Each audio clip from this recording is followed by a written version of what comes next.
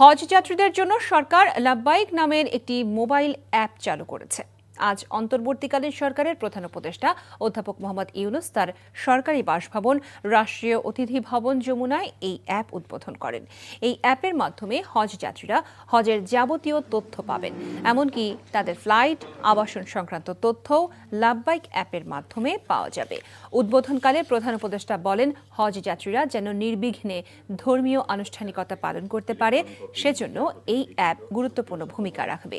ভবিষ্যতে যারা হজ পালন করতে ইচ্ছুক তারা যেন এখন থেকেই প্রয়োজনীয় তথ্য এই অ্যাপ থেকে নিতে পারেন, সে বিষয়ে কাজ করার জন্য সংশ্লিষ্টদের নির্দেশ দেন প্রধান উপদেষ্টা।